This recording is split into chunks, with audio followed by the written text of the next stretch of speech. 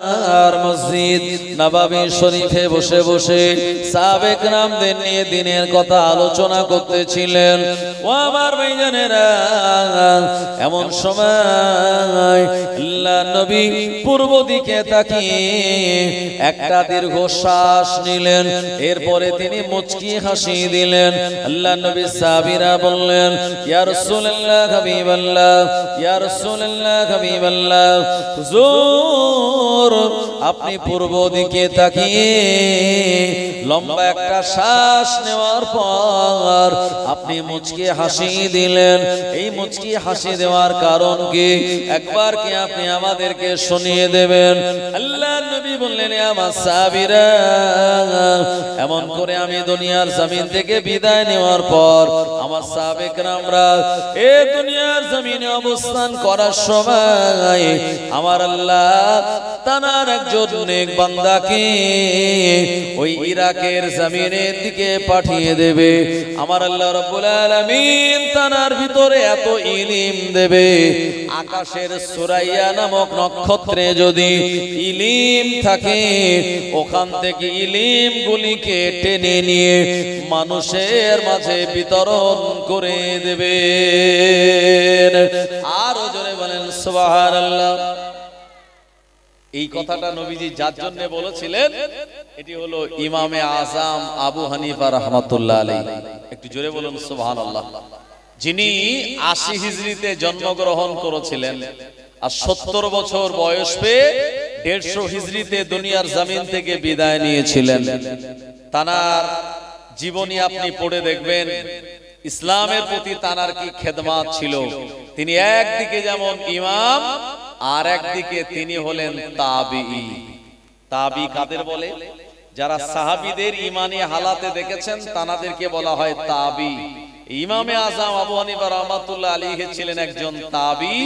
তানার সঙ্গে উল্লেখযোগ্য কিছু সাহাবীদের সঙ্গে দেখা হয়েছিল। তানার ভিতরে একজন হলেন হযরতে আনাস বিন মালিক রাদিয়াল্লাহু আনহু।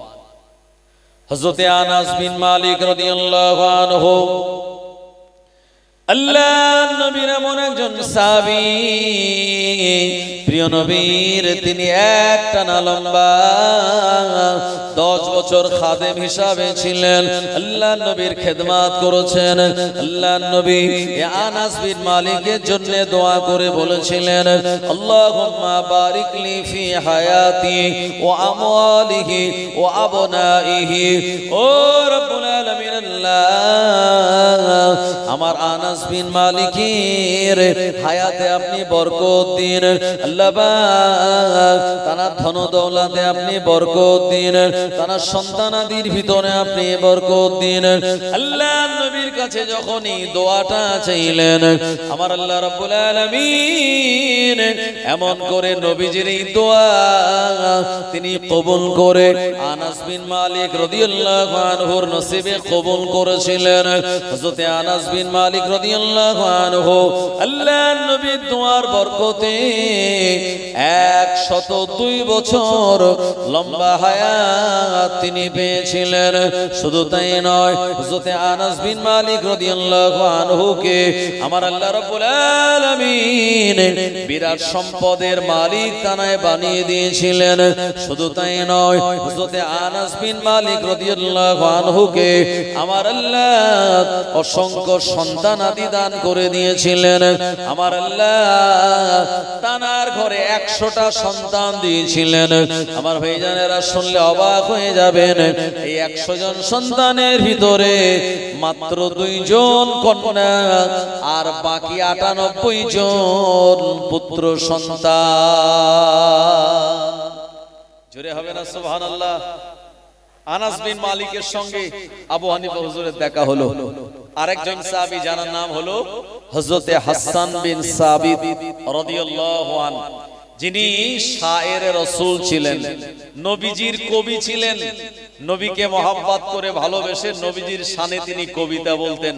আমার ভাইজানেরা, যখন কুফারে কুরাইশেরা প্রিয় নবীকে নানান রকম গালমন্দ করছে, নবীজি এই হাসান বিন সাবিতকে ডাক দিয়ে বললেন, হে বাবা হাসান বিন সাবিত, তুমি আমার হয়ে তাদের বিরুদ্ধে কিছু কবিতা লেখো।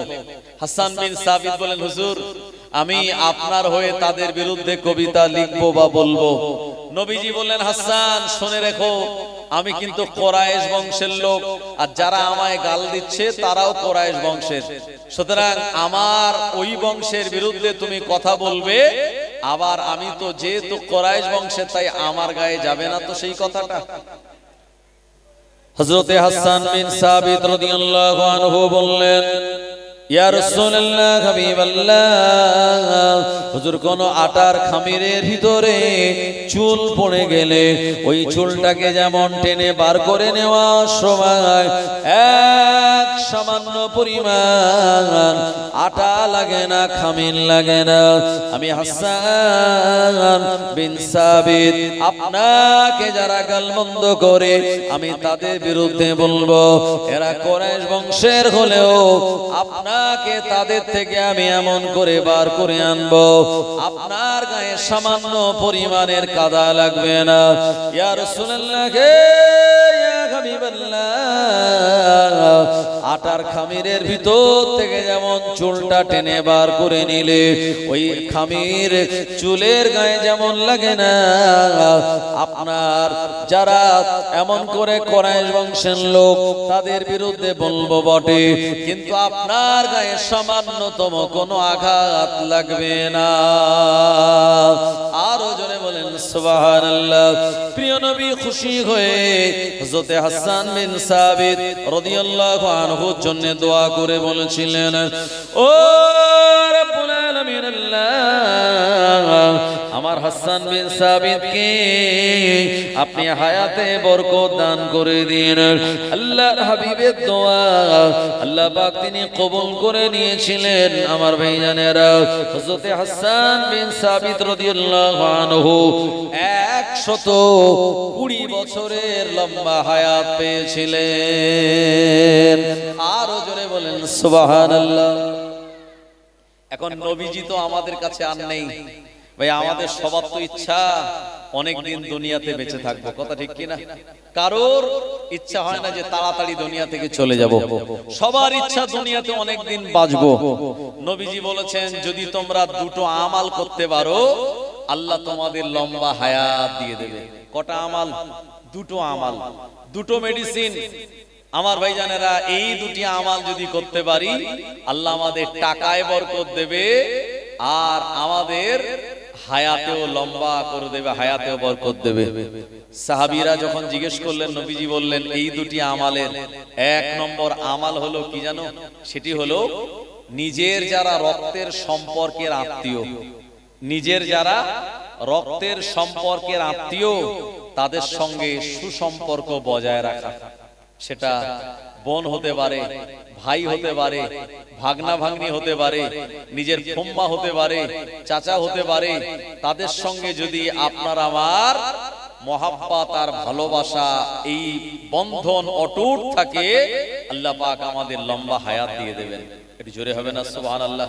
কিন্তু আমরা বলি নবীর উম্মত, আমাদের শরীরে নেই কোন নবীজির সুন্নাত, কথা ঠিক কিনা? বোনকে বিয়ে দেওয়া হয়েছে, সেই বোন হয়তো এসে বলেছিল, ভাই আব্বার সম্পত্তি যতটুকু আল্লাহ আমার জন্য নির্ধারণ করে দিয়েছেন লিজ্জাকারি মিসলু হাজ্জিল উনসাইন অনুযায়ী আমায় সেই সম্পত্তিটা দিয়ে দাও। ভাই তখন লাঠি বের করেছে, বলে তোর এত বড় স্পর্ধা, তোর বিয়ে দিয়ে দিয়েছে আবার তুই সম্পত্তি চাইতে এসেছিস? ভাই সম্পত্তি তো আল্লাহ নিজে ভাগ করে দিয়েছে, একটা ভাই যতটা পাবে বোন তার অর্ধেক পাবে। সম্পত্তি নিতে এসেছিল বলে আপনি তার সঙ্গে কানেকশন বন্ধ করে দিলেন, ডিসকানেক্ট করে দিলেন, আপনি কথা বলা বন্ধ করলেন। সে যখন আপনার ঘরে আসে আপনি যদি তার সঙ্গে আলাপ না করেন, বিশ্বাস করুন আল্লাহ পাক আপনার আমার হায়াতটা কমিয়ে দেবে। আমার ভাইজানেরা, ও নবীর উম্মত উম্মতানিরা, রক্তের সম্পর্কে যারা আত্মীয় তাদের সঙ্গে যদি আমরা সম্পর্কটা ডিসকানেক্ট করে দেই, শবে বারাতের রাতের বেলা মসজিদে বসে বসে আল্লাহ তাআলার ইবাদত বান্দেগি করলাম, এমন করে কম্পিটিশন করে 20 রাকাতের জায়গায় আমরা 40 রাকাত নামাজ আদায় করলাম। আমরা দোয়া করলাম আল্লাহ, এমন করে চোখের পানি ফেলে দোয়া করলাম। আমি আপনাদের ছোট ভাই সাবগাতুল্লাহ বলে যাই না না না, ওই রকম মানুষের দোয়া শবে বারাতে, শবে কদরে, রমজানুল মুবারক মাসে আমার আল্লাহ পাক তিনি কবুল করবেন না। যারা আপন আত্মীয় সম্পর্কে সম্পর্কটা ছিন্ন করে দিয়েছে।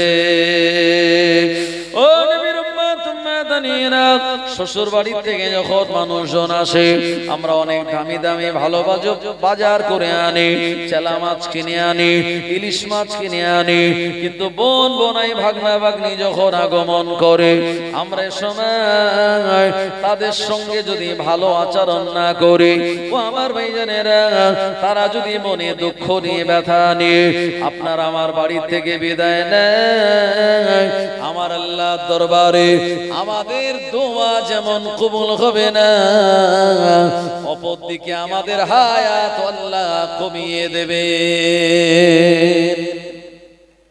দ্বিতীয় নম্বর, সেটি হলো আপন পিতামাতার সঙ্গে যদি সম্পর্ক ভালো না হয়, যদি সম্পর্ক পিতামাতার সঙ্গে ভালো হয় আল্লাহ হায়াত আমাদের লম্বা করে দেবে।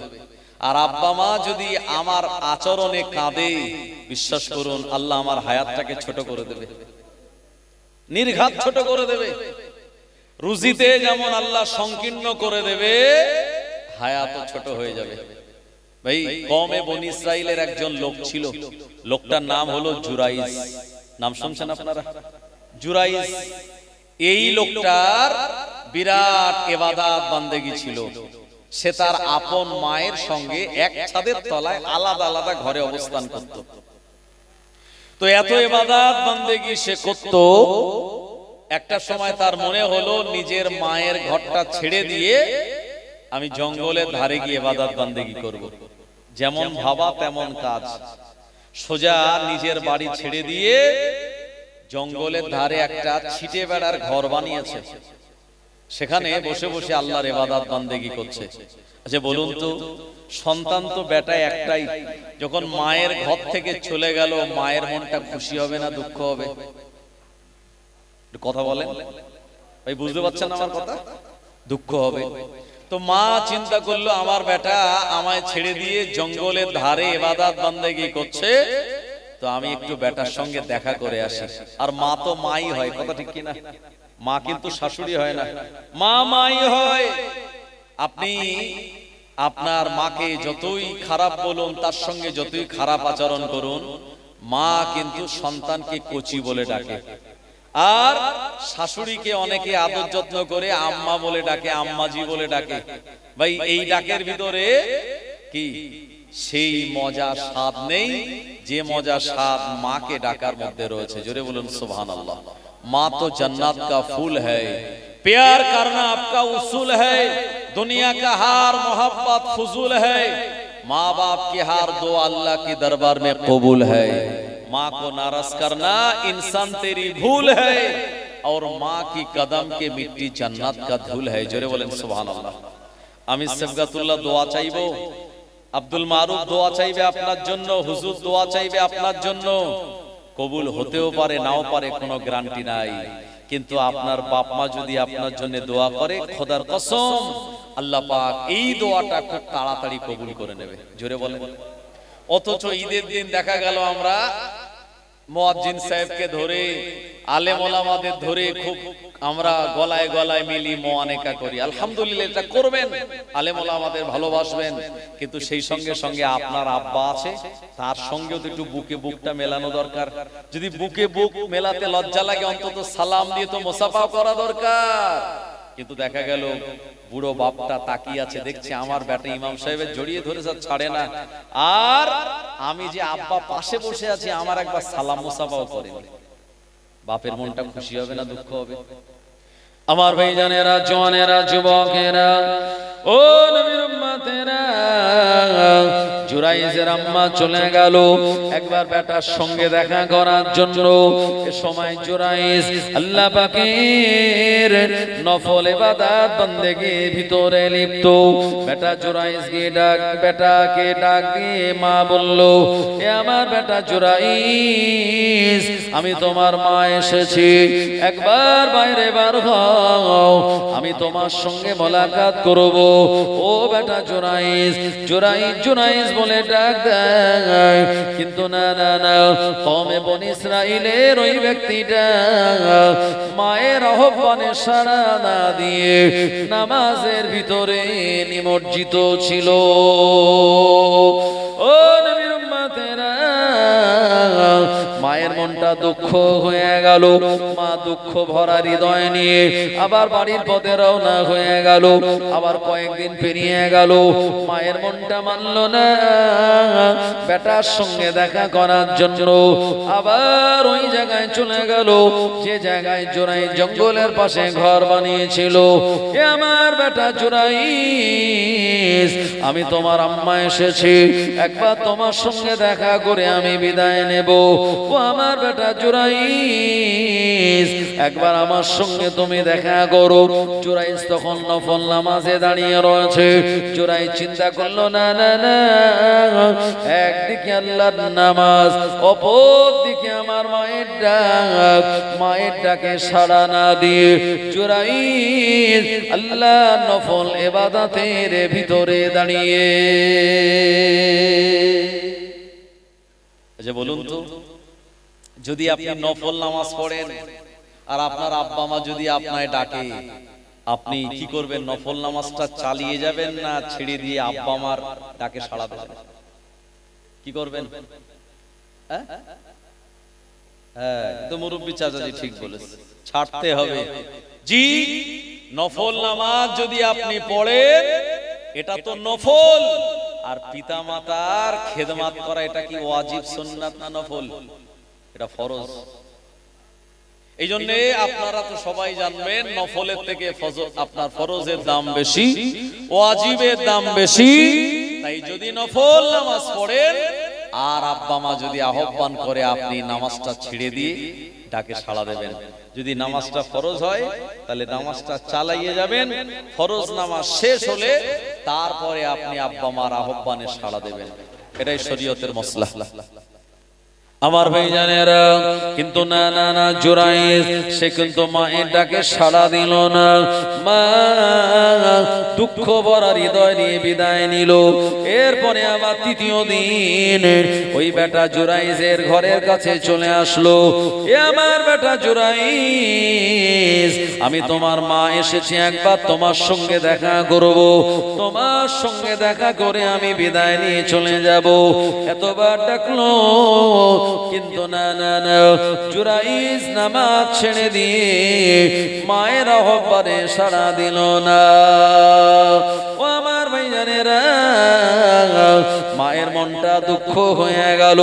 মা দুঃখ ভরা হৃদয় নিয়ে আল্লাহ তাআলার কাছে বরদোয়া করে বলেছিল, ও রব্বুল আলামিন আল্লাহ, আমি মা হয়ে আমার বেটার জন্য বরদোয়া করলাম, আমার বেটার সঙ্গে কোন পতিতা মহিলার মুখ না দেখা পর্যন্ত আমার বেটা যেন মরণ না হয়।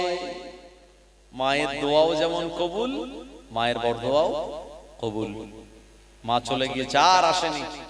কয়েকদিন পর জুরাইজ যে ছোট্ট ঘরে ইবাদত করে, ওই ঘরের পাশ দিয়ে একজন পতিতাবৃত্তি করা নারী, মানে দেহ ব্যবসা করা নারী, এই যাতায়াত করছে। জুরাইজকে বারবার আহ্বান করছে, কিন্তু জুরাইজ তার ডাকেও সাড়া দেয়নি। অনেক দিন পেরিয়ে গেল।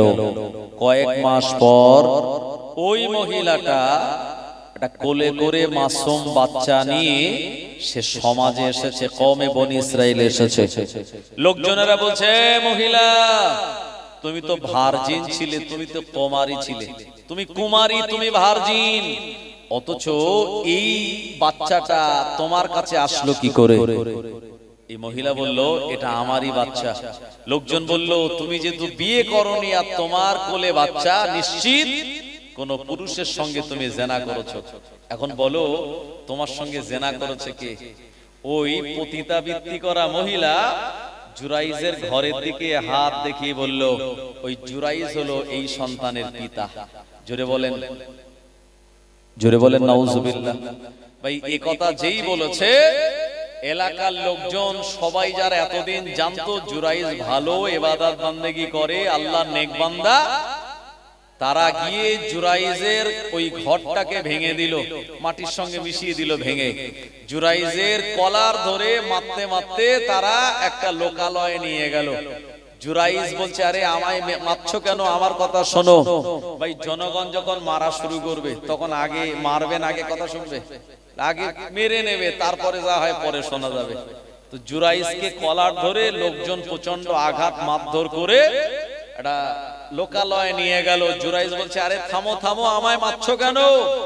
বলছে, কেন তোমায় মারছে এখন তুমি জিজ্ঞেস করছো? জুরাইজ কিন্তু কিছুই জানে না। বলছে, কি হয়েছে ব্যাপারটা বলো। বললো, ওই যে মহিলা, তার সঙ্গে তুমি জেনা করেছো, তার ফল হিসাবে ওই মহিলার একটা বাচ্চা হয়েছে। এতদিন আমরা তোমায় একজন আবেদ বান্দা হিসাবে জানতাম, তোমার ভিতরে এতটা খারাপি আছে আমাদের জানা ছিল না। জুরাইজ বলছে, খোদার কসম, না না না, আমার দ্বারা এই কাজ হয়নি, আমি এই কাজ করিনি। ভাই লোকজন বিশ্বাস করে। জুরাইজ তখন বলল, শোনো, আমার কথা মানতে হবে না, আর ওই মহিলাটার কথা বিশ্বাস করা লাগবে না। ওই মাসুম বাচ্চা যাকে কোলে করে মহিলাটা এসেছে, ওই বাচ্চাটা যা বলবে তোমরা কি মানবে? এটা তো মানবে তোমরা? ওরা বললো, বাচ্চাটা তো কান্না ছাড়া তার কোনো ভাষা নেই, আর সে কি বলবে আর কি আমরা শুনবো? বললে, হ্যাঁ বাচ্চাটা কথা বলবে, বাচ্চাটা তার পিতাকে যদি বলে তোমরা সেটা মেনে নেবে? ওরা বললো, অসম্ভব, বাচ্চা তো কথা বলতে পারে না। জুরাইজ বললে, হ্যাঁ বলবে। ওরা বললো, যদি বলে আমরা বাচ্চাটার কথা মেনে নেব। আল্লাহ পাকের নেক বান্দা জুরাইজ বলল, আমায় একটু সময় দাও, আমি 2 রাকাত নামাজ আদায় করব। ও আমার ভাইজানেরা, এরা সময় দিল। আল্লাহর নেক বান্দা জুরাইজ 2 রাকাত নফল ইবাদত করে নিল। 2 রাকাত সালাত আদায় করে আল্লাহ পাকের দরবারে দোয়া চেয়ে বলেন, ও রব্বুল আলামিন, আল্লাহ আপনি হলেন ইন্নাহু আলিমুম বিজাতিস সুদূর, আল্লাহ আপনি হলেন অন্তর্যামী।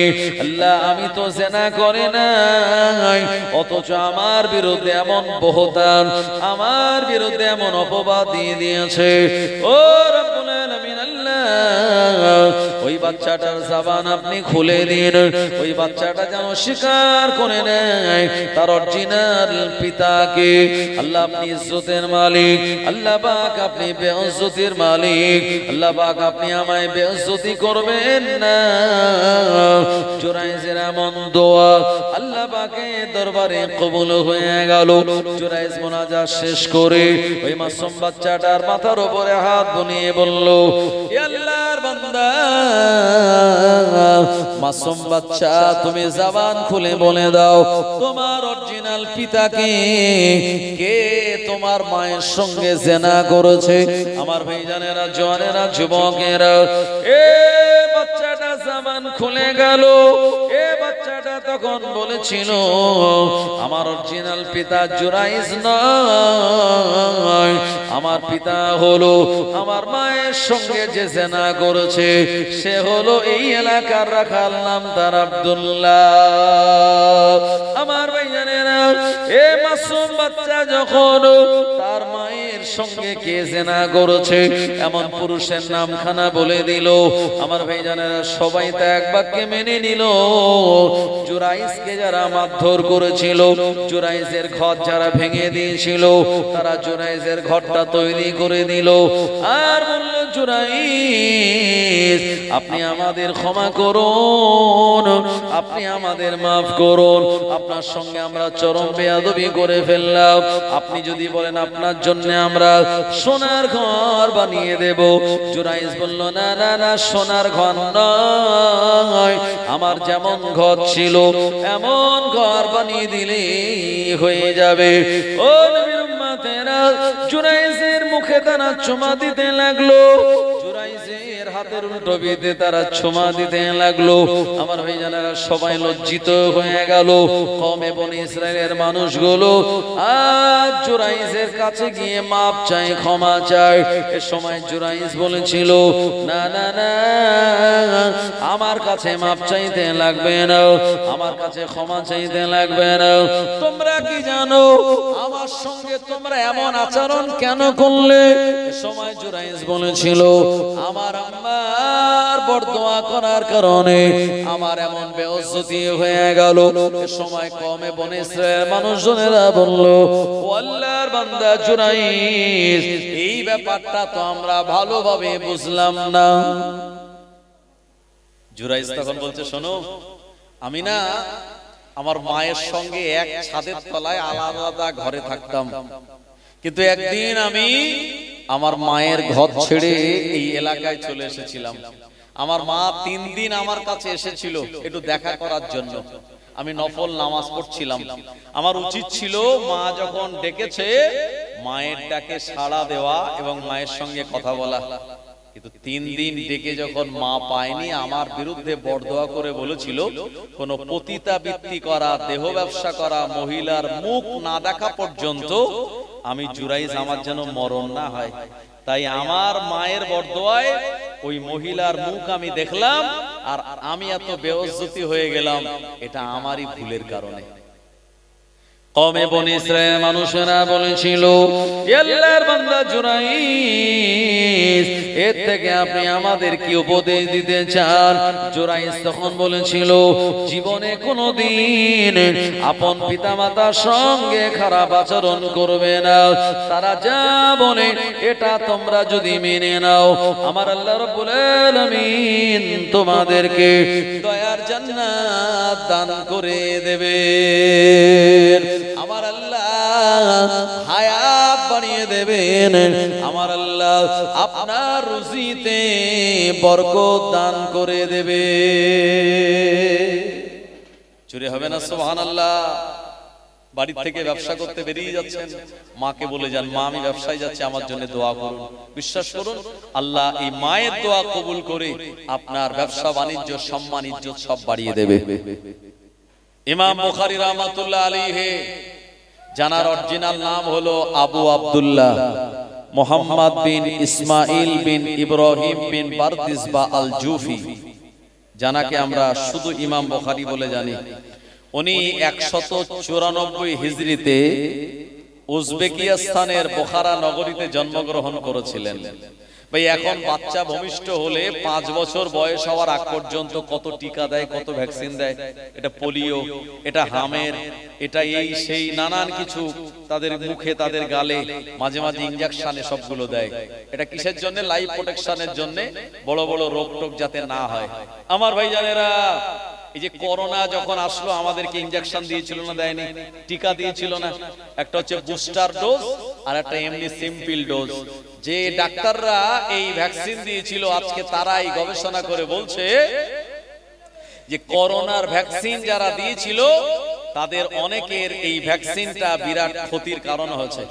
আমি প্রতিবেদন শুনছিলাম, বলো ভ্যাকসিন দেওয়ার পর যাদের অ্যালার্জি হয়ে গেছে তারা অনেকটা বেঁচে গেছে, আর যাদের এই ভ্যাকসিন দেওয়ার পর বুস্টার ডোজ দেওয়ার পর অ্যালার্জি বাইরে বার হয়নি, আগামীতে তাদের বড় বড় রোগ হওয়ার সম্ভাবনা আছে। এই করোনা হলো এমন একটা মানে ভাইরাস ঘটিত রোগ, যে রোগ ছিল ওই সময় যত তার থেকে মানুষকে পজিটিভ বেশি দেখানো হয়েছিল এবং গোটা সমাজ একটা ভয়ের পরিবেশ তৈরি করা হয়েছিল, কিন্তু আল্লাহ ঈমানদার মুসলমানদের হেফাজত করেছিল। কথা ঠিক কিনা ভাই? মসজিদে যাওয়া মানা ছিল, সোশ্যাল ডিসটেন্স মেইনটেইন করতে হবে, মাস্ক পরতে হবে, স্যানিটাইজার ইউজ করতে হবে, কত লাইফ প্রোটেকশন ছিল, কিন্তু তারপরেও যারা ঈমানদার মুসলমান মসজিদে গিয়ে নামাজ আদায় করেছিল তারা জানে যে মসজিদে আছে আল্লাহর রহমত, আর যেখানে রহমত আছে সেখানে খোদার গজব থাকতে পারে না। এজন্য আল্লাহ আমাদের হেফাজত করেছিল। জোরে বলেন সুবহানাল্লাহ। সে সময় অনেক টিকার ব্যবস্থা ছিল না, ইমাম বুখারী রাহমাতুল্লাহ আলাইহি আমার ভাইজানেরা ছোটবেলায় তানার একটা অজানা রোগ হলো। অজানা রোগের কারণে ইমাম বুখারী রাহমাতুল্লাহ আলাইহি হুজুরে দুটো চোখ অন্ধ হয়ে গেল। মা বিচলিত হয়ে বলল, আমার বেটা আবু আব্দুল্লাহ মুহাম্মদ বিন ইসমাইল বিন ইব্রাহিম তার দুটো চোখ অন্ধ হয়ে গেল। আল্লাহ পাক আমার বেটা কিভাবে দুনিয়ার জিন্দেগিতে চলাফেরা করবে, আল্লাহ পাক আমার বেটা কিভাবে দেখতে পাবে। মা টেনশন করা শুরু করলো। মা দেরি না করে আল্লাহ পাকের দরবারে দোয়া করে বললেন, ও রব্বুল আলামিন আল্লাহ, আমার চোখের বিনিময়ে যদিও হয় আপনি আমার বেটার চোখকে ফিরিয়ে দিন। আল্লাহ পাক আপনি আমার বেটার চোখের আলো ফিরিয়ে দিন। এভাবে মা বারবার আল্লাহ পাকের দরবারে তাহাজ্জুদের নামাজ পড়ে দোয়া করে। ও নবীর উম্মত উম্মতানিরা, ইমাম বুখারী রাহমাতুল্লাহ আলাইহির মায়ের দোয়া আল্লাহ পাক তিনি কবুল করে নিলেন। ও আমার ভাইজানেরা, ওই দিন রাতের বেলা ইমাম বুখারীর আম্মা স্বপ্ন দেখলেন আল্লাহ পাকের একজন নবী, যার নাম হলো ইব্রাহিম খলিলুল্লাহ আলাইহিস সালাম, এসে ইমাম বুখারী রাহমাতুল্লাহ আলাইহির চোখের উপরে হাত বুলিয়ে দিয়ে চলে গেল। ফজরের আযান হয়ে গেল। আসসালাতু খায়রুম মিনান নাওম। এ সময় মায়ের ঘুম ভেঙে গেল। মা বেটাকে ডাক দিল, ও বাবা আবু আব্দুল্লাহ মুহাম্মদ বিন ইসমাইল। মায়ের ডাকে সন্তানের ঘুমখানা ভেঙে গেল। এ সময় সন্তান বলেছিল, ও আমার মা, এখন আমি আপনাকে আমার নিজের চোখে দেখতে পাচ্ছি। আল্লাহ পাক আমার চোখের আলো ফিরিয়ে দিয়েছে। আরেকটু জোরে হবে না? নারে তাকবীর। মায়ের দোয়ায় ইমাম বুখারীর চোখ আল্লাহ ভালো করে দিলেন। আর মা যে দোয়া করেছিলেন ইমাম বুখারী রাহমাতুল্লাহ আলাইহি, আহা কত বড় খেদমত করেছেন হাদিসে তিনি। আমার ভাইজানেরা 6 লক্ষ হাদিসের হাফেজ ছিলেন তিনি। আমি আপনাদের যে কথা শোনাচ্ছিলাম, এইজন্য মায়ের দোয়া একটি বড় দোয়া। আমি প্রথমেই বলেছি আমার এমন একজন ইমামকে মানি, উনি হলেন ইমামে আজম আবু হানিফা হুজুর। তিনি তার মায়ের সঙ্গে কি আচরণ করেছিলেন আমি আপনাদেরকে বলবো। তার আগে আপনাদের সবাইকে আমি একটু অনুরোধ করব, আপনারা সবাই একটু এগিয়ে চলে আসুন। পিছনের দিকে যারা আছেন এই সাইডটা একটু চলে আসুন, এদিকটায় ফাঁকা আছে, এদিকটায় বসে যান। আর এই সামনের দিকটা জ্যাম না করে এই সাইডটা এসে একটু মহব্বত করে আপনারা বসে যান। আর নবীর শানে উচ্চ আওয়াজে তেলাওয়াত করুন, আল্লাহুম্মা সাল্লি আলা সাইয়্যিদিনা মাওলানা মুহাম্মদ ওয়া আলা আলি সাইয়্যিদিনা।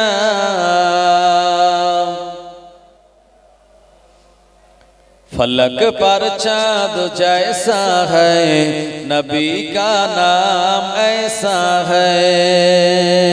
फलक पर चाँद जैसा है, नबी का नाम ऐसा है।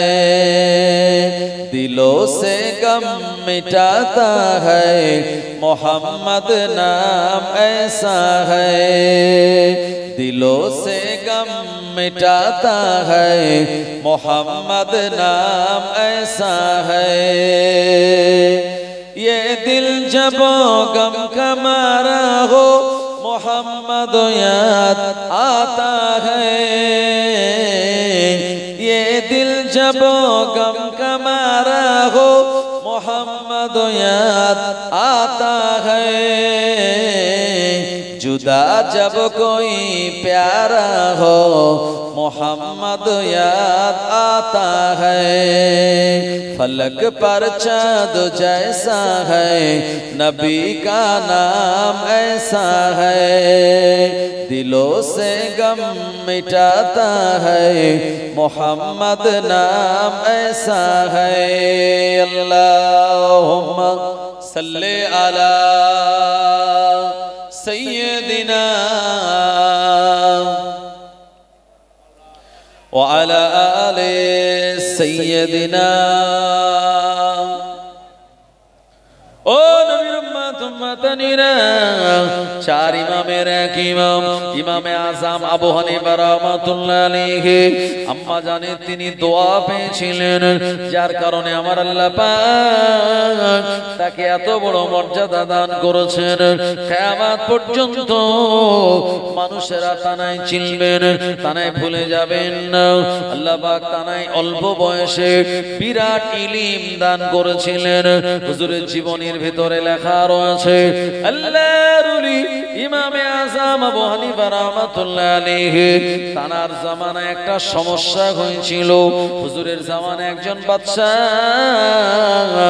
রাতের বেলা তার বিবিকে নিয়ে বার হলো, আর রাতের বেলা জ্যোৎস্না রাতে আর চাঁদনি রাতে বিবি দেখতে এমনিতে সুন্দরী ছিলেন। আমার ভাইজানেরা, মরুভূমির ফাঁকা ময়দানে বাদশা বিবিকে নিয়ে যখন সওয়ার করে, এই সময় আপনার সোনালী চাঁদের আলো যখন বিবির মুখের উপরে এসে বলল, এই সময় চেহারাটা চমকাতে লাগলো, ঝিকমিক করতে লাগলো। এ সময় বাদশা তার স্ত্রীর চেহারা দেখে পাগলের মতো হয়ে গেল। আমার ভাইজানের সময় বাদশা বলেছিল আবেগের সঙ্গে, যদি চাঁদের থেকে আমার বিবি সুন্দরী না হয়, চাঁদের থেকে যদি আমার বিবি সুন্দরী না হয়, তাহলে আমার বিবির উপরে 3 তালাক। এই কথাটা বলে দিয়েছে রাতের বেলা। সকালবেলা যখন বিবেক ফিরে এসেছে, ঘুম থেকে ওঠার পর আলেম ওলামাদের ডাক দিয়ে বললেন, এ জামানার আলেম ওলামারা, মুফতিয়ান কেরামগণেরা, একবার আপনারা ফতোয়া দিন। আমি গতকাল রাতের বেলা আমার বিবিকে নিয়ে আমি সওয়ার হয়েছিলাম, আর আমার বিবির সোনালী গন্ডদেশে সোনালী সুন্দর চেহারায় যখন আর চাঁদের জ্যোৎস্না আলো পড়লো, আমার বিবি দেখতে আরো সুন্দরী হয়ে গেল। আমি আবেগের সঙ্গে বলে ফেলেছিলাম, চাঁদের থেকে যদি আমার বিবি সুন্দরী না হয়, তাহলে আমার বিবির ওপরে 3 তালাক। এখন আপনারা বলুন, এই কথা গতকাল রাতের বেলা বলার পরে বিবি আমার আছে না আমার কাছ থেকে তালাক হয়ে গেল। মুফতি সাহেবরা শুনে তারা ফতোয়া দিয়ে বলল, ও বাচ্চা নামদার, গতকাল রাতের বেলা আপনি যে কথা বললেন, ওই কথা বলার কারণে আপনার বিবি জনমের মতো তালাক হয়ে গেল। ওই বিবিকে নিয়ে আপনি আর সংসার করতে পারবেন না। বিবি আপনার তালাক। আমরা আবেগে মাঝে মাঝে এরকম বলে ফেলি, কি ফেলি না? মাঠের থেকে বাড়ি এসেছে, মেজাজ গরম, পেটে খিদে, বিবিকে বলছে তাড়াতাড়ি 1 গ্লাস ঠান্ডা পানি আনো তো। বিবি দেখা গেল হয়তো মোবাইলে সিরিয়াল দেখতে ব্যস্ত, কিংবা অন্য কোনো কাজে ব্যস্ত। বললো আমার এখন সময় নেই, তুমি ওই আপনার গ্লাস নাও আর পট থেকে ঢালো আর খাও, আমার এখন সময় নেই। এখন স্বামীর গেছে মেজাজ খাটা হয়ে, একেবারে মেজাজ হাই ভোল্টেজ হয়ে 1 2 3 দিয়ে একদম কভার করে দিয়েছে। এরপরে চিন্তা করছে 2 ঘন্টা পর মাথা যখন ঠান্ডা হয়েছে, সর্বনাশ, আমার এই 3-4টে সন্তান আর আমি রাগের মাথায় তালাক দিয়ে ফেললাম, এখন উপায় কি? হুজুরের কাছে গেছে, হুজুর একটা ব্যবস্থা করে দিন, কোনো উপায় নেই একটু নেওয়ার। হুজুর বলল 3 তালাক যখন দিয়ে দিয়েছো, তখন ও বিবিকে আর নেওয়ার কোনো লাইন নেই। বলল হুজুর যত টাকা লাগে দিতে রাজি আছি, কিন্তু আমার বিবিটাকে আমি তালাক দিতে চাই না, বেতালে বলে ফেলেছি। আমার ভাইজানেরা, এখানে আর টাকায় কাজ হবে না, শরীয়তের মসলা অনুযায়ী আপনার বিবিটাকে আবার নেওয়ার জন্য শরীয়তে যে নির্ধারিত পন্থা সেটা আপনাকে মানতেই হবে। এজন্য যখন খুব রাগ হয়ে যাবে, আপনাদের একটা আমি উসুল শিখিয়ে দিয়ে যাই, যদি খুব রাগ হয়ে যায়, বিবি মোটে কথা শুনছে না বা আপনার মেজাজ খাটা হয়ে গেছে, তালাক যদি দিতেই মন চায়, তালাক তো দেবেন না, ও কথা মুখে আনবেন না। যদি কেউ দিয়েই ফেলেন, তো আপনারা বলবেন তোমারে আমি 1 তালাক বা 2 তালাক বা 3 তালাক দিলাম ইনশাআল্লাহ, আমি 3 তালাক দিলাম ইনশাআল্লাহ। যদি আপনি এই তালাক বলে 100টা তালাক দিয়ে যদি বলেন ইনশাআল্লাহ, তাহলে শরীয়ত অনুযায়ী 1টা তালাকও পড়বে না। জোরে বলেন সুবহানাল্লাহ। ইনশাআল্লাহ মানে কি? আল্লাহ যদি চায়। আচ্ছা, আল্লাহ কি চায় যে আপনার বউটা তালাক হয়ে যায়? হ্যাঁ, চায় না জীবনে। এই জন্য কেউ যদি তালাক দিয়ে বলে ইনশাআল্লাহ আমি তোমারে 3 তালাক দিলাম, ও তালাক হবে না। তাই তালাক যদি দিতেই মন চায় আর যদি এরকম কন্ডিশন হয় তাহলে বলে দেবেন ইনশাআল্লাহ তোমার 3 তালাক দিলাম বা 6 তালাক দিলাম, অসুবিধা নেই, 1 তালাকও হবে না। আমার ভাই জানেরা, ও নবীর উম্মত উম্মতানিরা, এমন করে ইমামে আযম আবু হানিফা রাহমাতুল্লাহ আলাইহি এ সময় তিনি বাচ্চা বয়স, ওই এলাকা দিয়ে তিনি যাচ্ছিলেন। অনেক আলেম ওলামার সমাগম এক জায়গায়। হুজুর জিজ্ঞাসা করে বললেন কি ব্যাপার, এখানে এত আলেম ওলামা এক জায়গায় কেন? সবাই তখন বলেছিল এ জামানার বাদশা নামদার তার বিবিটাকে তালাক দিয়ে দিয়েছে। বলেছে চাঁদের থেকে যদি আমার বিবি সুন্দরী না হয়, আমার বিবির উপরে 3 তালাক। কি করা যাবে? ফতোয়া হিসাবে সবাই ফতোয়া দিয়ে দিল, ও বাদশা নামদার আপনার বিবি তালাক হয়ে গিয়েছে, ওই বিবিকে নিয়ে আর ঘর করা যাবে না। আল্লাহর ওলি ইমামে আযম আবু হানিফা রাহমাতুল্লাহ আলাইহি বাচ্চা বয়স, অল্প বয়স, এই সময় বাদশার কাছে গিয়ে বললেন, ও বাদশা নামদার যদি আপনি আমায় অনুমতি দেন তাহলে আমি একটুখানি আপনার ফতোয়া দেব। বাদশা বলল, এই সমস্ত বড় বড় আলেমেরা ফতোয়া দিল বিবি আমার তালাক, তুমি এখন কি ফতোয়া দেবে? ইমামে আযম আবু হানিফা রাহমাতুল্লাহ আলাইহি অল্প বয়স, ছোট বয়স, বাদশা তানাকে ডেকে নিয়ে বললেন, ফতোয়া যদি দিতে হয় আমার এই রাজ দরবার এখানে সে দাও। এখানে তানাকে ডেকে নিলেন। ইমামে আযম আবু হানিফা রাহমাতুল্লাহ আলাইহি পুরো বয়ান শুনে বললেন, ও বাদশা নামদার আমি আপনাকে শুনিয়ে দিলাম আপনার বিবি কিন্তু আপনার কথায় তালাক হয় না। জোরে বলেন, আরো জোরে বলেন সুবহানাল্লাহ। এখন তালাক যে হয়নি এটা তো শুধু এরম বললে হবে না, এর পিছনে হাওলা দিতে হবে, রেফারেন্স দিতে হবে, যুক্তি দিতে হবে কেন তালাক হয়নি। যারা ফতোয়া দেয় ফতোয়া লিখে ওতে স্টাম্প মেরে দেয় আর হাওলা দেয় যে কোন কিতাবের কোন পৃষ্ঠা থেকে ফতোয়াটা দেয়া হলো। এখন সবাই বলছে আলেম ওলামারা ফতোয়া যে তুমি দিলে হাওলা কই, রেফারেন্স কই? বলো রেফারেন্স আমি দেব দুনিয়ার কোন কিতাব থেকে নয়, আল্লাহ তাআলার কালামুল্লাহ কোরআন শরীফ থেকে দেব। জোরে বলেন। যেই বলেছে আলেম ওলামারা চমকে গেছে, বাপ রে বাপ, যদি কোরআন শরীফ থেকে সত্যি সত্যি ফতোয়া আর হাওলা দেয় তাহলে কোন আলেমের আব্বার বাপের ক্ষমতা নেই সেই ফতোয়া কেটে দিতে পারে। কথা ঠিক কি না? কারণ কোরআন শরীফের আয়াত কেউ কেটে দেওয়ার মতো অধিকার রাখে না। আমার ভাই জানেরা, ও নবীর উম্মতেরা, ও জামানার আলেমরা সব অবাক হয়ে গেল। এই ছোট্ট বাচ্চাটা বলে কি? এ সময় ইমামে আযম নোমান বিন সাবিত রাহমাতুল্লাহ আলাইহি বলেছিলেন, আমার ফতোয়ার হাওলা হলো বিসমিল্লাহির রহমানির রহিম والتين والزيتون وطور سينين وهذا البلد الأمين لقد خلقنا الإنسان في أحسن تقويم।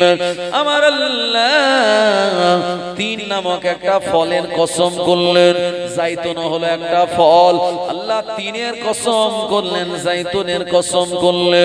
অতুর সিনিন 3 নম্বরে তুর পর্বতের আল্লাহ পাক কসম করলেন। চতুর্থ নম্বরে আমার আল্লাহ ওয়াহাজাল বালাদিল আমিন নিরাপত্তার নগরী মক্কাতুল মুকাররমার কসম করে আল্লাহ বললেন, লাকাদ খলাকনাল ইনসানা ফি আহসানি তাকবীম। নিশ্চয়ই আমি আল্লাহ রাব্বুল আলামিন মানুষকে সুন্দর থেকে সুন্দরতম আকৃতি দিয়ে বানিয়েছি। কোরআন মাজিদের আয়াত অনুযায়ী চাঁদের থেকে মানুষেরা আরো বেশি সুন্দর। ও বাদশা নামদার, আপনি যে কথা বলেছেন আর আমি হাওলা দিয়ে বললাম আপনার বিবি তালাক হয় নাই, এ কথা যেই বলেছে আলেম ওলামাদের মাথাটা নিচু হয়ে গেল, সবাই হাওলাটা গ্রহণ করে নিল। আমার ভাইজানেরা, এ বাদশা নামদার থাকতে না পেরে খুশি হয়ে ইমামে আযম নোমান বিন সাবিত রাহমাতুল্লাহ আলাইহিকে জড়িয়ে ধরে বললেন, বাবা তুমি 10 বছর বয়সে এত ইলম রাখো, এত জ্ঞান রাখো, আমার আল্লাহ যখন তোমায় বড় করবেন তোমার ভিতরে না জানি কত ইলম যাবে। ইনি আর অন্য কেউ নয়, তিনি আমাদের ইমাম, ইমামে আযম আবু হানিফা রাহমাতুল্লাহ আলাইহি। একবার মুহাব্বত করে বলুন সুবহানাল্লাহ। আল্লাহুম্মা সাল্লি আলা সাইয়্যিদিনা ওয়া আলা আলি সাইয়্যিদিনা।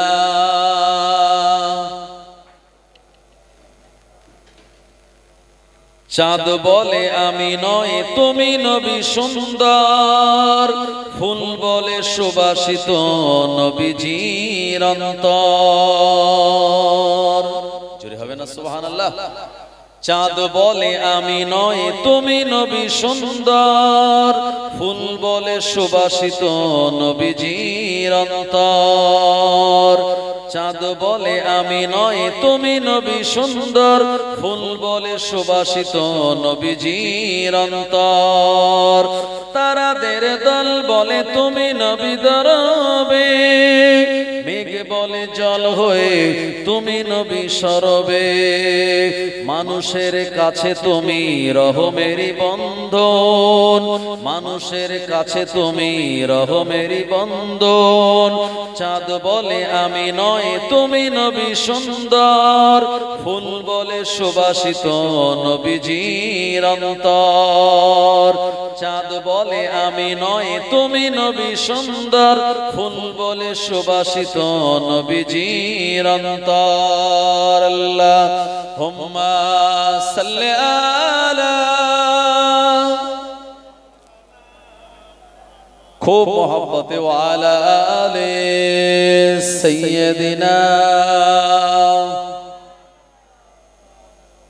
আমার ভাইজানেরা, জওয়ানেরা, যুবকেরা, ইমামে আযম আবু হানিফা রাহমাতুল্লাহ আলাইহির ভিতরে আল্লাহ এত জ্ঞান দিয়েছিলেন। একজন নাস্তিক বলল there is no god, there is no god, প্রভু স্রষ্টা বলতে কেউ নাই। ইমামে আযম তানার হাত ধরে বললেন, বলো কি? অবশ্যই এই গোটা পৃথিবী সৃষ্টিকর্তা একজন আছেন, তিনি হলেন আল্লাহ রাব্বুল আলামিন। জোরে বলুন সুবহানাল্লাহ। ভাই নাস্তিকরা তারা তো মানে না, তারা বলে সব এমনি এমনি হয়েছে। আসলে সব কি এমনি এমনি হয়েছে? নেভার, কখনো না। আল্লাহ বলেছেন ইন্না রাব্বাকুমুল্লাহুল্লাযী খালাকাস সামাওয়াতি ওয়াল আরদা ফি সিত্তাতি আইয়াম, নিশ্চয়ই আমি আল্লাহ আসমান ও জমিনকে, ফি মানে মধ্যে, সিত্তাতুন মানে 6, আইয়াম হলো ইয়াউমুনের বহুবচন আইয়াম, আমি আল্লাহ 6 দিন আসমান জমিনকে বানিয়েছি। সুম্মাস্তাওয়া আলাল আরশ, তারপরে আমি আরশের উপরে সমাসীন হয়েছি। জোরে বলুন। সবকিছু বানিয়েছেন কে? আল্লাহ। ইমামে আযম বললেন তুমি হলে নাস্তিক আর আমি হলাম আস্তিক। নাস্তিক মানে যে আল্লাহ বিশ্বাস করে না, আর আস্তিক মানে যারা আল্লাহকে সৃষ্টিকর্তা বলে মানে। বললো তোমার সঙ্গে আমার বাহাস হবে, আমি এটা মানতে পারি না। আর নাস্তিক বললো আমিও মানি না যে কেউ একজন সৃষ্টিকর্তা আছে। বললো চলো বাহাস হবে। দিনক্ষণ ঠিক হয়ে গেল, স্টেজ তৈরি করা হলো, বিরাট চারিদিকে অ্যালাউন্স করা হলো, মানুষজন এই বাহাস শোনার জন্য তারা সবাই চলে আসলো। আগে আগে ওই রকম লোকটাও চলে আসলো। কোন লোকটা? যে লোকটা নাস্তিক, সে আগে আগে স্টেজে চলে এসেছে। আর আবু হানিফা হুজুর তিনি অত্যন্ত হিকমাতওয়ালা, তিনি যে সময় আসার কথা হুজুর এসে একটু দেরি করে। বুঝলেন? এটা হলো হিকমত। ভাই আমার 9টায় টাইম ছিল, আমি একটু আসতে দেরি হচ্ছিল, এই জন্য বারবার আমাকে ফোন করছিল যে হুজুর কখন। আমি বলছিলাম যে আমি ঠিক 9টার আগেই ঢুকবো ইনশাআল্লাহ। 9টা বাজতে 5 মিনিট বাকি আমি ঢুকে গিয়েছি এখানে। তবে একটু আসার লেট হওয়ার কারণ হলো আমার বাড়িতে আপনারা জানেন মাওলানা মাহিরুল ইসলাম বলে একজন বক্তা আছে, আমাদের জয়পুরে আজকে একটা মাহফিল হচ্ছে, ওই জায়গায় ওনার ইনভাইট। এখন আমিও বেরিয়েছি আর উনিও ঢুকছে, একদম সামনাসামনি দেখা, অনেকদিন পর তাকে একটু বাড়ি নিয়ে গেলাম, দুটো কথা আলোচনা হবে হলো, তারপরে আমি এখানে আসলাম। আমার ভাইজানেরা, এই যে লেট হলে আমরা সবাই একটু বিচলিত হই, কথা ঠিক কিনা? আরবিতে একটা কথা আছে, আল ইন্তেজারু আশাদ্দু মিনাল মাউত, অপেক্ষা করা হলো মওতের থেকে আরো বেশি কষ্টকর। কারোর জন্য আপনি রাস্তার ধারে অপেক্ষা করবেন, দেখবেন আপনি কিন্তু বিচলিত হচ্ছেন। আপনি অটো ধরে একটুখানি যাবেন বামনগাছি, অটো যদি না আসে বারবার কিন্তু আপনার মনে হবে, যখন অটো ধরে কোথাও যাওয়ার নিয়ত থাকে না তখন ঘন ঘন অটো যায়, আর যেই একটা অটো ইচ্ছা করছি যে অটো আসবে তারপর উঠবো, অটোর আর দেখা নেই, এরকম হয় কি হয় না? তার মানে হলো এটা হলো আমরা ধৈর্য হারা হয়ে যাই। জি, তো আল ইন্তেজারু আশাদ্দু মিনাল মাউত, অপেক্ষা করা হলো কারোর জন্য এটা মওতের থেকে আরো বেশি কষ্টকর। আমার ভাইজানেরা, এখন সবাই চলে এসেছে আর নাস্তিকও আগে আগে চলে এসেছে, আর যিনি বাহাস ডাকলেন ইমামে আজম, উনি এসেছেন অনেকটা লেট করে। এখন নাস্তিক যে সেও একটুখানি মেজাজ গরম হয়ে গেছে, বিপি তার হাই হয়ে গেছে, আর যারা জনগণ তারাও একটু মনে মনে চিন্তা করছে যে হুজুরের আসার কথা, এই সময় হুজুর লেট করছে কেন? জনগণ যারা হুজুরকে সবাই তো কম বেশি মানে, কিছু বলতে পারেনি। আর নাস্তিক এ তো হুজুরকে মানে না, এ বলেই দিয়েছে মুখের উপরে আপনার আসার কথা এই সময়, আর আপনি এত লেট করে আসলেন। ইমামে আজম খুব শান্তভাবে বললেন, আরে শোনো ভাই, আমার এই বাড়ির থেকে আর স্টেজ পর্যন্ত আসতে গিয়ে মাঝখানে একটা নদী পড়ে, এখন আমি যে নদীটা পার হব, নদীর ঘাটে এসে দেখি না আছে নৌকা, না আছে কোনো ব্রিজ, আমি পার হব কি করে? আমি নদীর ঘাটে চুপচাপ দাঁড়িয়ে রয়েছি। অনেকক্ষণ দাঁড়িয়ে থাকার পরে আমি হঠাৎ দেখতে পেলাম ওই নদীর পাড়ে একটা গাছ ছিল, ওই গাছটা আমার সামনে এমনি এমনি কেটে গেল, আর কেটে যাওয়ার পর ওই গাছের গুঁড়িটা এমনি এমনি ফেড়ে তক্তা হয়ে গেল, ওই তক্তাগুলি এমনি এমনি জোড়া লেগে নৌকা তৈরি হয়ে গেল। নৌকাটা আমার সামনে আসলো, আমি নৌকার উপরে যখন সওয়ার হলাম, আর নৌকাটা এমনি এমনি আমায় নদীটা পার করিয়ে দিল। এ কারণে এ মজলিসে আসতে আমার একটু লেট হয়ে গেল। এখন এ কথা যেই বলেছে, নাস্তিক বলছে এ তো পাগলেও বিশ্বাস করবে না, গাছ কি এমনি এমনি কাটা যায়? গাছ কাটতে আলাদা লোক, আবার যারা ওই তক্তা ফাড়বে, গুঁড়ি ফাড়বে, তারা আলাদা, তাদের কাজটাও আলাদা, আবার নৌকা যারা বানাবে তারাও আলাদা মিস্ত্রি, আবার যে নৌকা বানায় সে নৌকা চালায় না, নৌকা চালায় মাঝি। তো সুতরাং এই গাছ থেকে নৌকা হতে গেলে 5 ক্যাটাগরির লোক দরকার, আর আপনি বলছেন সব এমনি এমনি হয়েছে, এ তো পাগলেও মানবে না। হুজুর বলছেন, আরে পাগল কি আমি? তুমি তো আমার থেকে আরো বড় পাগল। নাস্তিক বলছে কেন? বলছে একটা গাছ থেকে যদি একটা নৌকা তৈরি না হতে পারে এমনি এমনি, তুমি কত বড় পাগল, তুমি বলো কি করে পাহাড়, এ সমুদ্র, এ আসমান, এ নদ নদী, এ গাছপালা, এ মানুষ, এ জিন সবকিছু এমনি এমনি তৈরি হয়েছে? যেই বলেছে জনগণ অক্সিজেন পেয়ে তাকবীর দেওয়া শুরু করেছে, নারে তাকবীর। একটু জোরে বলবেন না, নারে তাকবীর। জানেরা ও নবীর উম্মত উম্মতানিরা, ইহুদির প্রশ্ন ছিল 3টে, ওই প্রশ্নের জবাব কেউ দিতে পারছিল না। এ সময় ইহুদি চলে গেল জামানার বাদশা তার কাছে, বাদশার কাছে গিয়ে বলল, আমার কাছে 3টে প্রশ্ন আছে, এই প্রশ্নের উত্তর কেউ দিতে পারে না। তোমাদের মুসলমানদের যদি কোনো আলেম আমার এই কোশ্চেনের আনসার দিতে পারে, তবে আমি মনে করব মুসলমানদের ভিতরে বড় জ্ঞানী মানুষ রয়েছে। বাদশা বলল, কি তোমার প্রশ্ন? ইহুদি বলল, আমার 1 নম্বর প্রশ্ন হলো আল্লাহ পাকের আগে কে ছিল? ইহুদি বলল, আমার 2 নম্বর প্রশ্ন হলো তোমাদের আল্লাহ এখন কি করছে? আর 3 নম্বর প্রশ্ন হলো তোমাদের আল্লাহ এখন কোন দিকে তাকিয়ে রয়েছে? আমার ভাইজানেরা, এই প্রশ্নগুলি কিন্তু রহমতি প্রশ্ন নয়, এ এগুলি হলো শয়তানি প্রশ্ন। ইহুদি এমন প্রশ্ন কোন মুসলমান আলেমকে করতে চায়, সে যদি সদুত্তর দিতে না পারে ইসলামকে সে হ্যাঁ প্রতিপন্ন করবে। ও আমার ভাইজানেরা, ও জামানা ছিল ইমামে আজম আবু হানিফা রাহমাতুল্লাহ আলাইহির জামানা। হুজুর বাদশার কাছ থেকে কথাটা শুনে বললেন, ও বাদশা নামদার, ইহুদিদের ওই আলেমটাকে আপনি দাওয়াত দিন, স্টেজ বানাবেন, মানুষকে চারিদিকে প্রচার করুন, অ্যাটেনশন প্লিজ, সবাই যেন চলে আসে।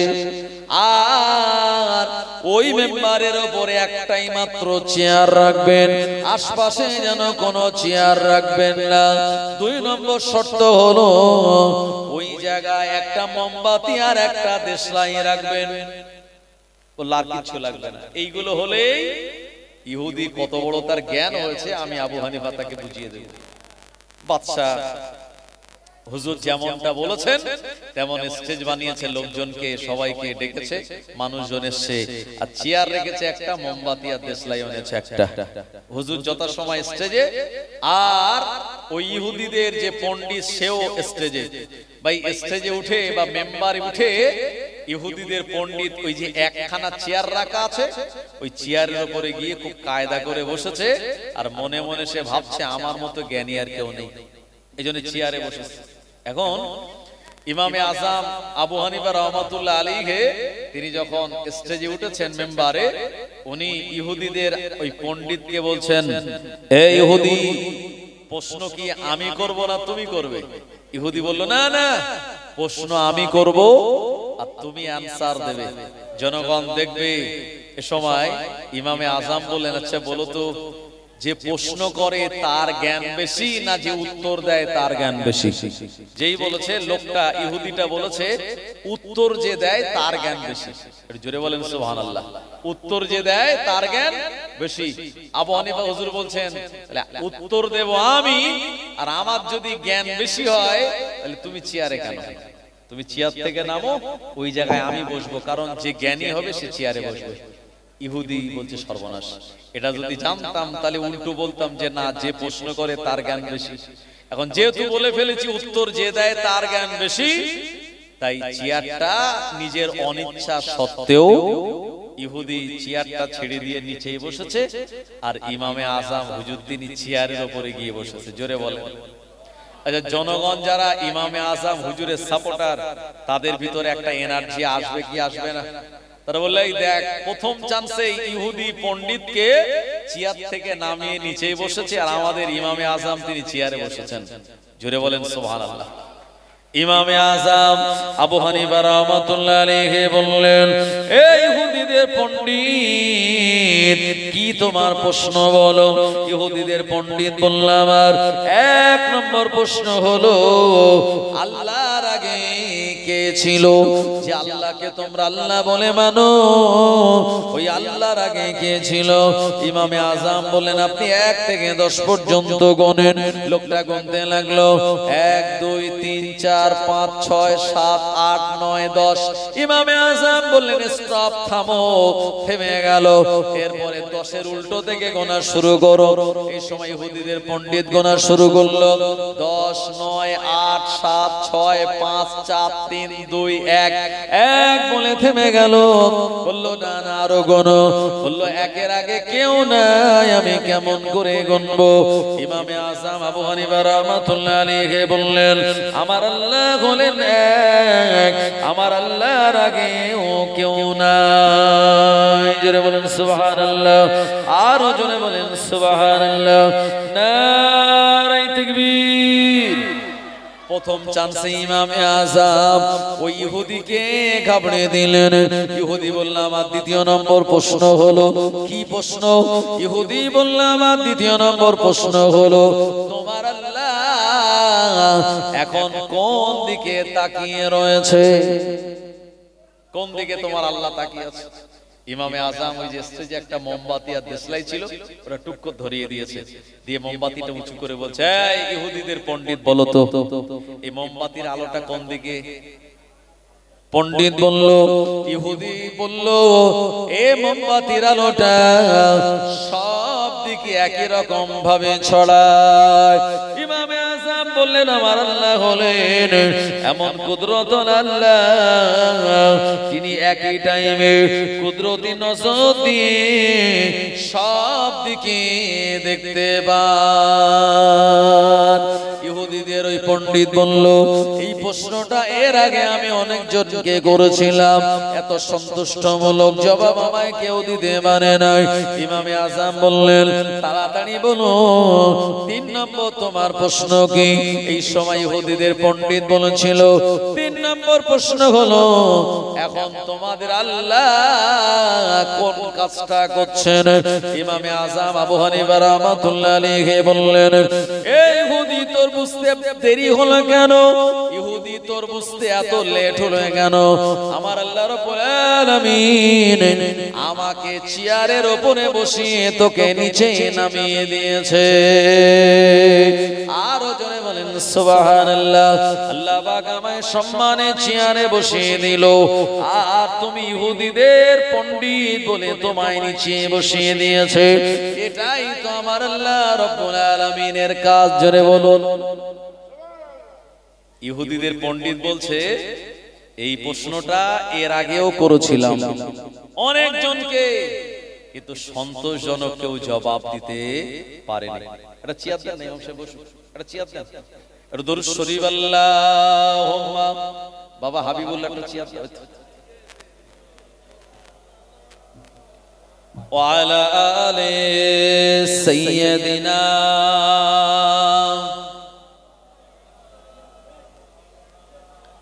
एक दिन हम भी मदीने जाएंगे। চুরে বলেন না সুবহানাল্লাহ। মদিনাতে যাওয়ার ইচ্ছা আছে না নাই? নবীজি বলেছেন, মান যারা কবরি বাদা ওয়াফাতি ফাকান্নামা যারানি ফি হায়াতি। যে ব্যক্তি আমার মাজারটা জিয়ারত করলো, ওই ব্যক্তিটা যেন সরাসরি আমার সঙ্গে মোলাকাত করে গেল। জোরে হবে না ভাই? আমাদের নবী জিন্দা না মুর্দা? জিন্দা নবী। আমরা সিলসিলায়ে মুজাদ্দিদুজ জামানের অনুসারী, আমরা মাযহাবে হানাফি, আর আমরা আহলে সুন্নাত ওয়াল জামাতের মতবাদ অনুযায়ী আমাদের নবী হলেন হায়াতুন নবী।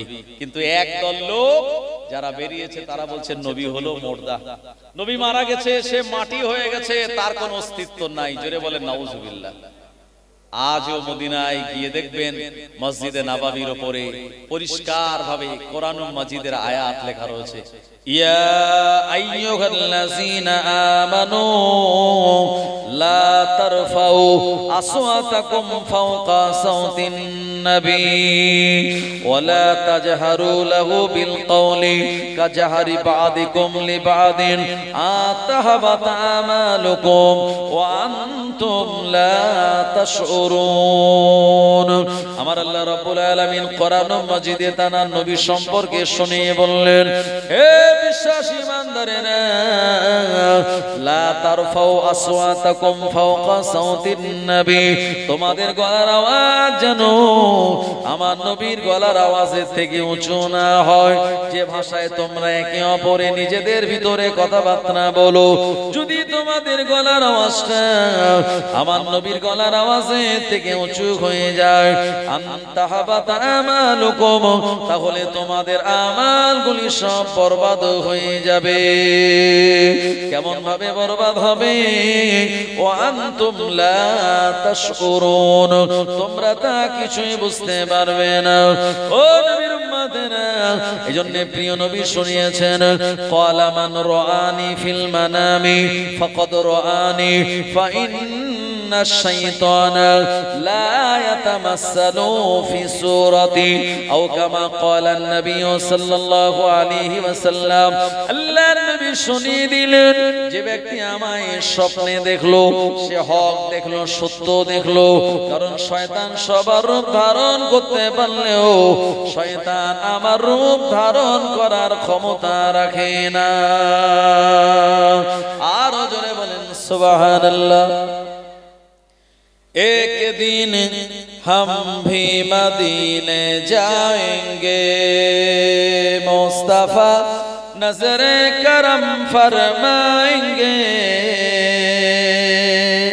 मुस्तफा मुस्तफा नजर करम फरमाएंगे एक दिन हम भी मदीने जाएंगे मुस्तफा नजर करम फरमाएंगे मुस्तफा नजर करम फरमाएंगे या नबी या नबी या नबी या नबी या नबी या नबी।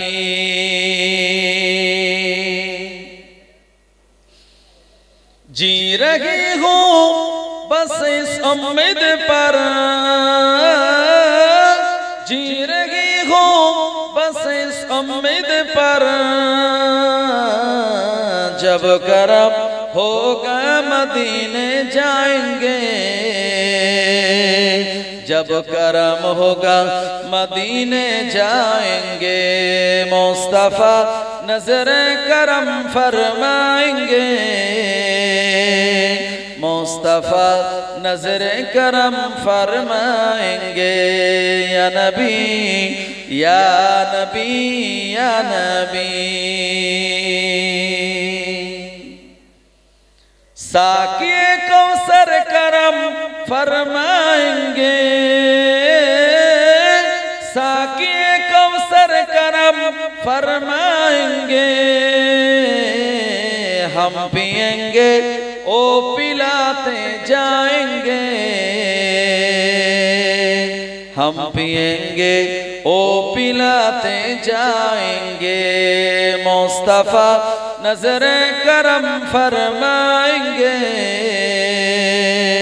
मुस्तफा नजर करम फरमाएंगे या नबी या नबी या नबी या नबी या नबी या नबी। सो रही हो हम इस उम्मीद पर सो रही हो हम इस उम्मीद पर ख्वाबों में जलवा दिखाने आएंगे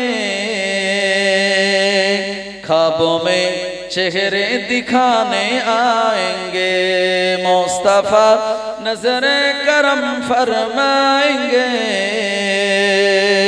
मुस्तफा नजर करम फरमाएंगे या नबी या नबी या नबी या नबी या नबी या नबी। अल्लाहुम्मा सल्ले अला